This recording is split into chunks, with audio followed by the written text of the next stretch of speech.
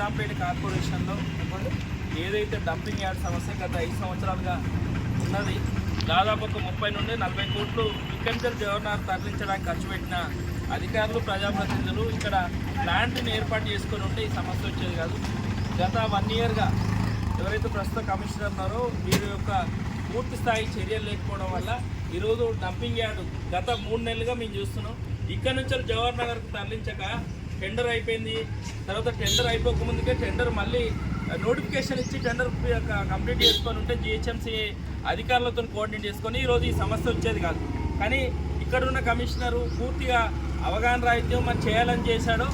Tender కూడా final కాకపోవడం వల్ల ఈరోజు ఎక్కడెక్కడ 15 రోజుల నుండి చెత్త పేరుకుపోవడం వల్ల ఇక్కడి నుంచి జవహర్నగర్ పోవడం వల్ల ఇండ్ల కాంచెలు కలెక్ట్ చేసుకొచ్చిన ఎవరైతే చెత్త ట్రాక్టర్లు మొత్తం కూడా ఎక్కడ ప్లేస్ లేక రోడ్డు పక్కన పోయాల్సిన పరిస్థితి వస్తుంది. మేము కూడా చెప్తున్నాం, అధికారులకు చిత్తశుద్ధి లేక ప్రజాప్రతినిధులు పట్టించుకోక ఇక్కడ ఉన్న ఎమ్మెల్యే కానీ ఎమ్మెల్సీ కానీ చివరికి ఎంపీ కానీ స్థానికంగా ఉన్న అధికార పార్టీ నేతలు కానీ పట్టించుకొని ఉంటే 15 రోజుల నుండి సమస్య వచ్చేది కాదు.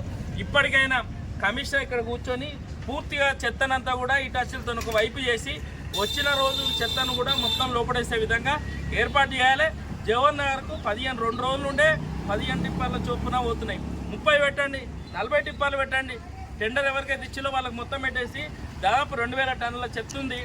దాదాపు రోజుకు 10 నుండి ఒక 30 ఏవైతే ట్రాలీలు పోతాయో, ఏదైతే లారీలు పోతాయి కానీ ఒక 2-3 రోజులలో పూర్తయ్యే పరిస్థితి లేదు.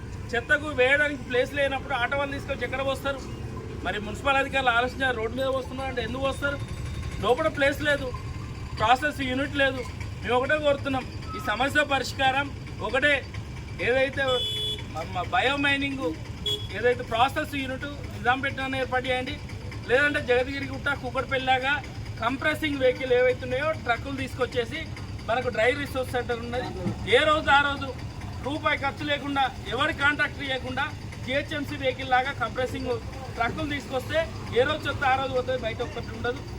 తెచ్చే వాళ్ళకి ఇబ్బంది ఉండదు, ప్రజలకు ఇబ్బంది ఉండదు, అధికారులకు కూడా కమిషన్ల దంద ఏముండదు. కాబట్టి పూర్తిగా దాన్ని ఏర్పాటు చేయాలి. ఈ డంపింగ్ యార్డ్ ఉన్నదంటే కమిషన్ల కోసం మేము భావిస్తున్నాం. కాబట్టి డంపింగ్ యార్డ్ పరిష్కారం చేయమని అడుగుతున్నాం.